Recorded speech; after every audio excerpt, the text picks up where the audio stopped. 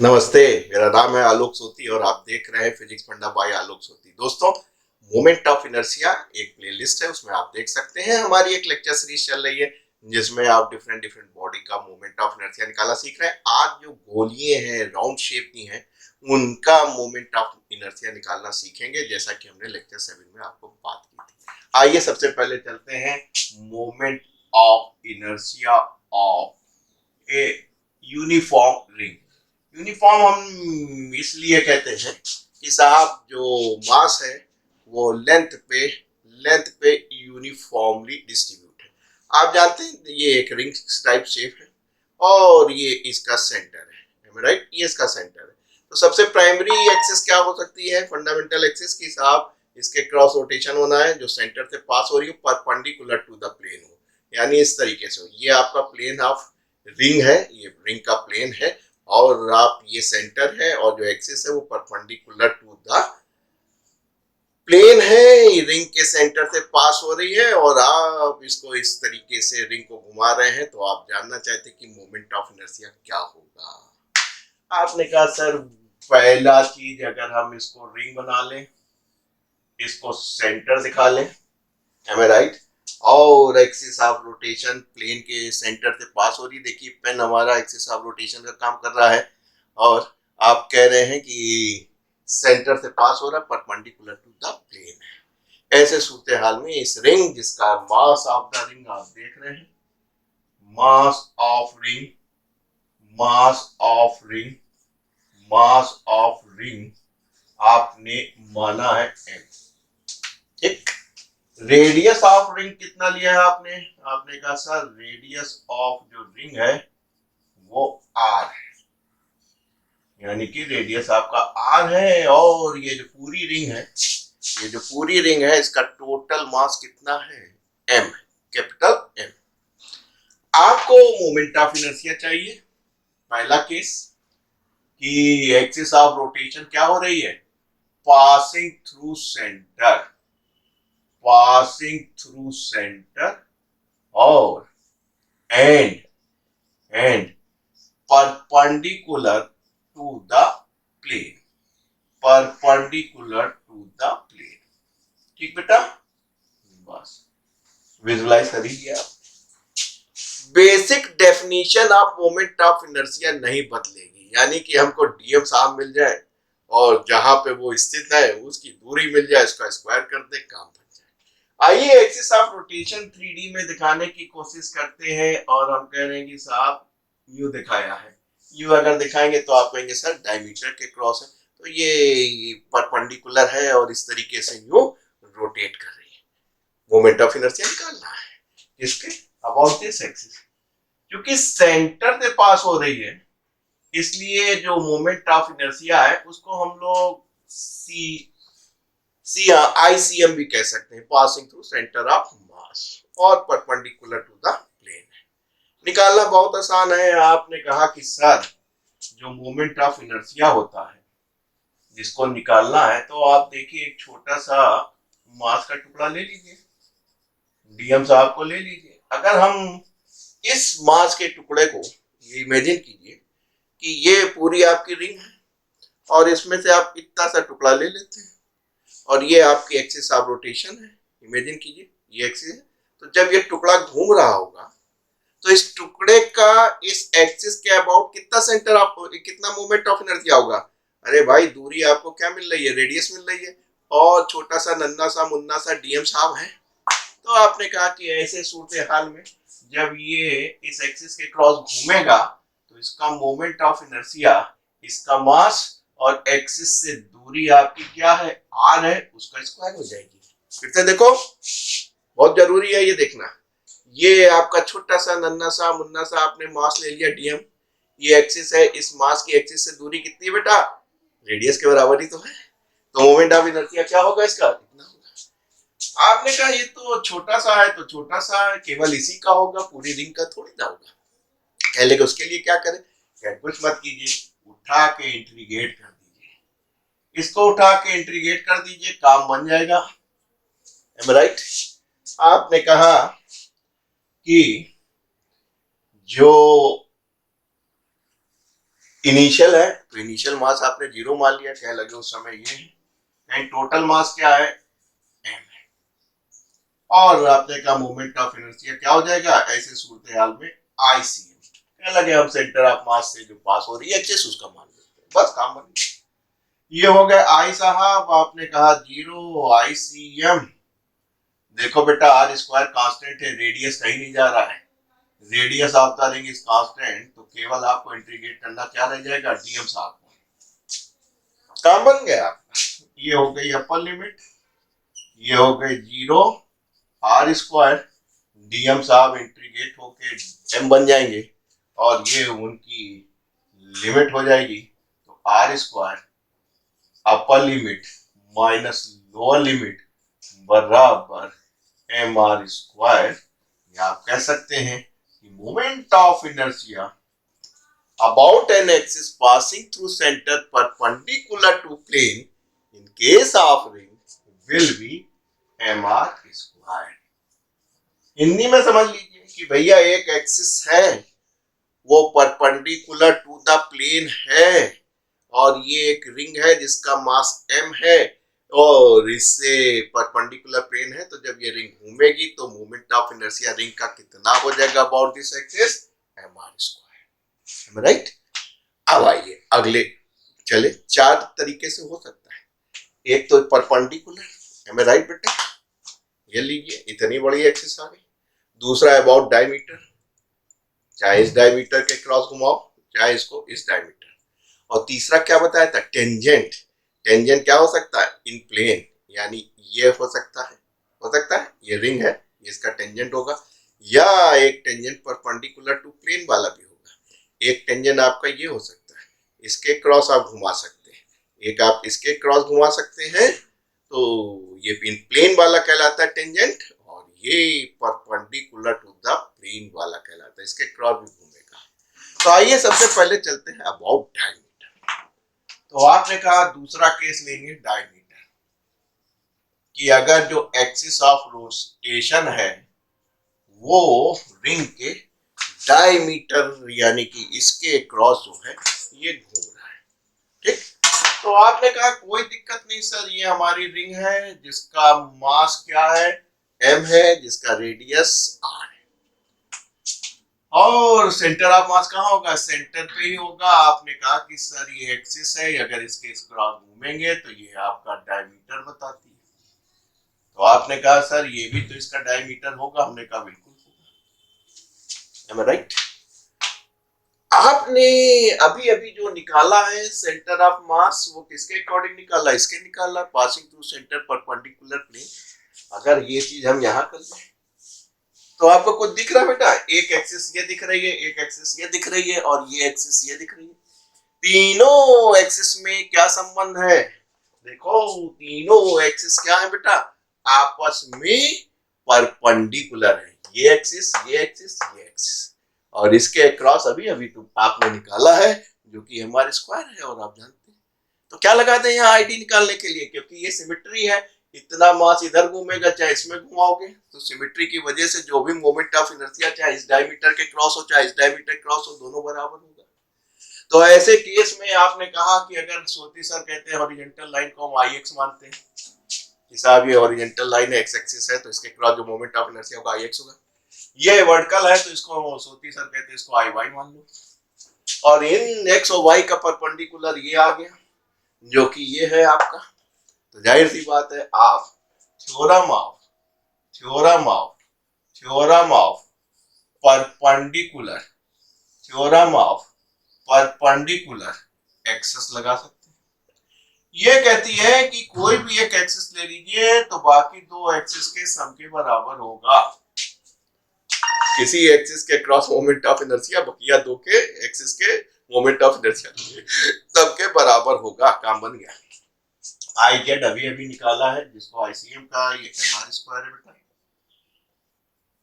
ये आपने आईडी माना है सिमेट्री से, ये भी आपका आईडी होगा। सारा खेल क्या है कि उस एक्सिस से डिस्ट्रीब्यूशन ऑफ मास अगर सिमिलर है तो मोमेंट ऑफ इनर्शिया सिमिलर ही होगा, बस काम बन गया। तो आपने कहा M R square is equal to 2 ID, या ID is equal to mr square by 2। ध्यान रखिएगा, अभी धीरे धीरे धीरे धीरे काफी चीजें आएंगी, लेकिन आपको याद रखना है कम से कम।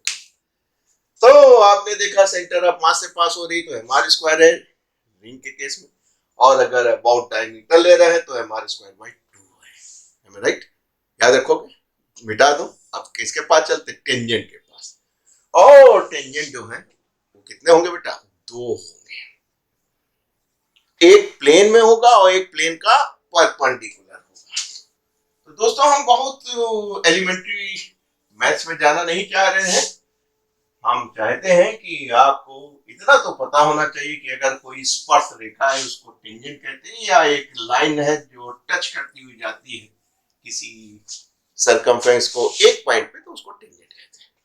तो आपने कहा तीसरा case sir moment of inertia निकालना है, तो आप कहेंगे सर एक्सिस ऑफ रोटेशन तो बताओ। तो हम कहेंगे रुक जाओ, एक्सिस ऑफ रोटेशन जो है वो क्या है, टेंजेंट है, पासिंग थ्रू टेंजेंट, और इन प्लेन है, राइट? और वो प्लेन है, इन प्लेन मतलब पैरेलल टू द प्लेन।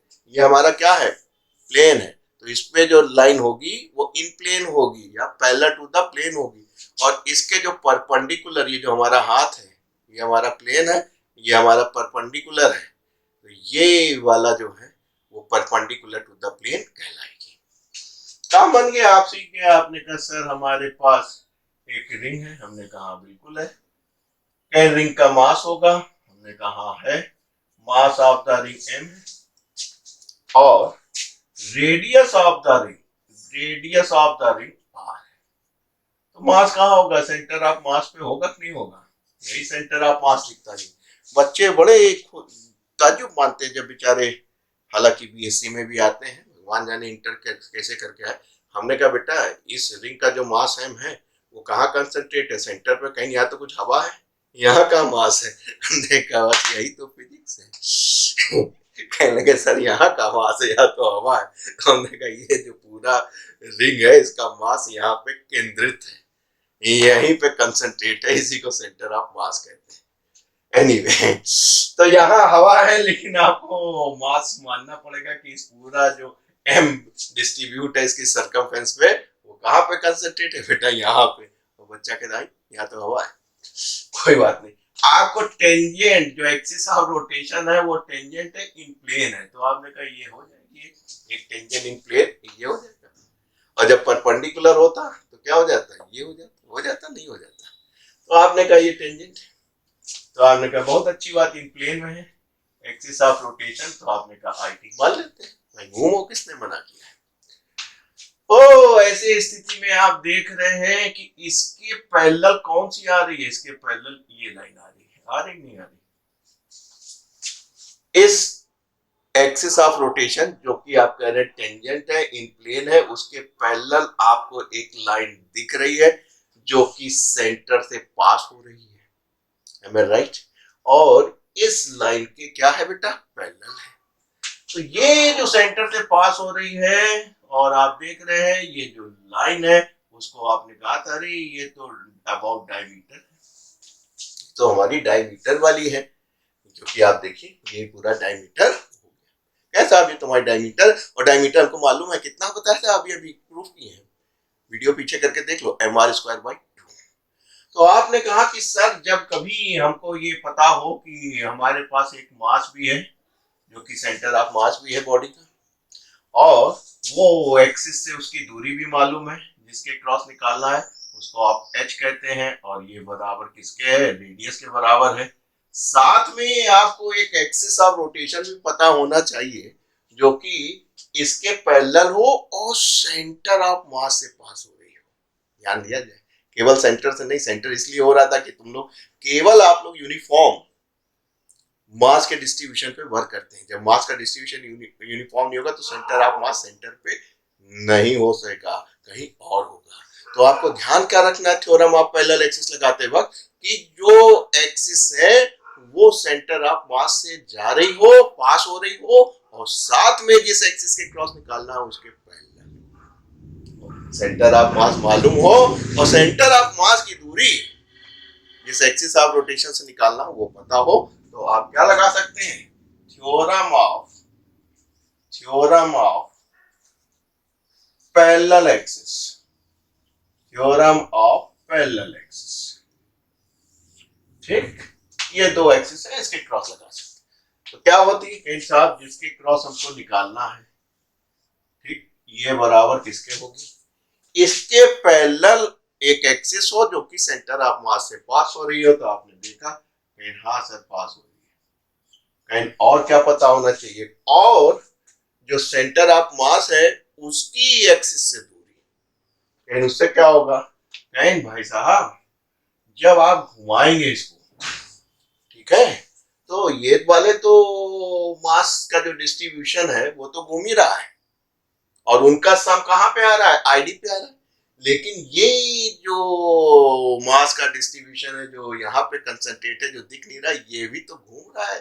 देखो देखो आईटी के क्रॉस ये भी तो मास घूम रहा है, इसका भी तो मोमेंट ऑफ इनर्शिया निकालोगे तो इसका मोमेंट ऑफ इनर्शिया क्या होगा, मास इंटू डिस्टेंस का स्क्वायर। तो आपने कहा m इंटू एच स्क्वायर, ठीक, m इंटू एच का स्क्वायर। तो आपका काम बन गया दोस्त। आपने कहा कि भाई साहब इस एक्सिस के क्रॉस ये है, जितना भी ये सम होके आएगा वो यहाँ पे है इसके पैरेलल एक्सिस, और साथ में ये एडिशनल है जो दिखता नहीं है, इसी को फिजिक्स कहते हैं, ये भी तो घूम रहा है इस एक्सिस के क्रॉस, कहीं उसको भी जोड़ लो, सर ने बताया सिग्मा होता है, बस काम बन गया।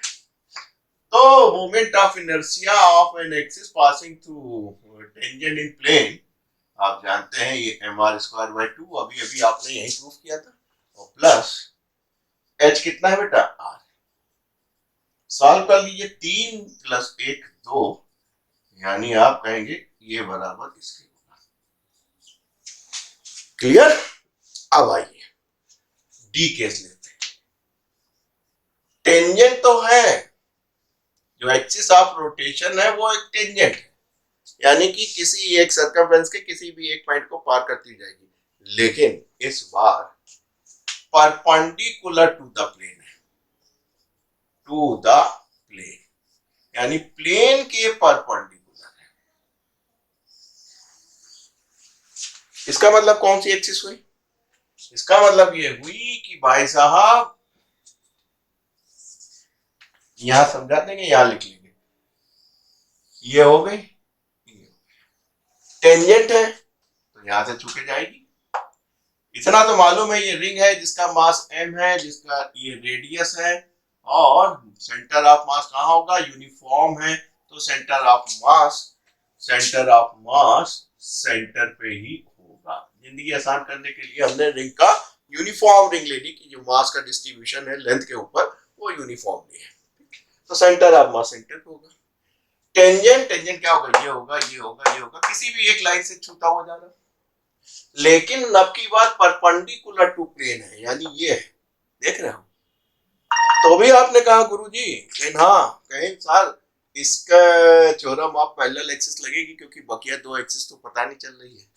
तो आपने कहा कोई बात नहीं है, इसको उठा लो। तो इसके पैरेलल कौन सी है, ये है, ये कौन सी है, सेंटर से पास हो रही है, परपेंडिकुलर टू प्लेन है, जो कि पहला केस था वो कितना था, mr², ठीक। और आप जानते हैं सेंटर ऑफ मास से और एक्सिस ऑफ रोटेशन की दूरी आपको मालूम है। तो आपने कहा ठीक से, इसको परपेंडिकुलर दिखाने के लिए हम लोग यूं कर लेते हैं, ठीक, थोड़ा सा 3D दिखा देते हैं कि साहब ये परपेंडिकुलर है, ये आपकी रिंग है, ये वाला टेंजेंट है, और ये वाली ये एक्सिस है सेंटर वाली, ठीक, और मास तो है, और दूरी देख रहे हो जो ये सेंटर से यहाँ की दूरी वो रेडियस है, ये वाली। तो आपने कहा परपेंडिकुलर थी तो ये IT है, लेकिन परपेंडिकुलर प्लेन है, तो यह वाली जो इसके पैरेलल होगी वो ID ना होके ICM होगी, यही दिखा दो बस। फिर लगा दीजिए थ्योरम ऑफ पैरेलल एक्सिस, ये दो एक्सिस हैं इनके पैरेलल वाली। तो आपने कहा IT अब की बात सेंटर ऑफ मास से पास होना और आपके पास जो सेंटर ऑफ मास की दूरी, ये भी तो घूमेगा, जो दिख नहीं रहा है खाली हवा, देन वो h स्क्वायर होगा। काम बन गया बेटा आपका। ये आपने एमआर स्क्वायर निकाला था और h कितना है बेटा, रेडियस है, यानी ऐसे सूरत हाल में क्या हो गया, एमआर स्क्वायर। ये तीसरा और ये चौथा। तो ये चार बातें बेटा आपको याद रखनी है। यूनिफॉर्म, भले ही यूनिफॉर्म रिंग हो, चार एक्सिस ऑफ रोटेशन हो सकती है, एक सेंटर से पास हो, परपेंडिकुलर टू प्लेन हो, एक डायमीटर हो सकती है, एक टेंजेंट हो सकती है जो इन प्लेन हो, एक टेंजेंट हो सकती है जो परपेंडिकुलर टू द प्लेन हो। इन बातों को कंसाइज कर लीजिए, न्यूमेरिकल लगाने में बहुत काम आती है। तो आपने रिंग के केस में क्या देख रहे हैं बेटा आप, रिंग के केस में कंसाइज कर लीजिए, ICM MR square, ID diameter MR square by 2, M right बेटा। और आप क्या देख रहे हैं, टेंजेंट 3/2 MR स्क्वायर, कब है, इन प्लेन, और टेंजेंट बराबर 2m स्क्वायर, कब है, जब परपेंडिकुलर टू द प्लेन। याद हो गया। तो ये चार चीजें याद रखिए, कहां से आया वो भी आपको दिखा दिया।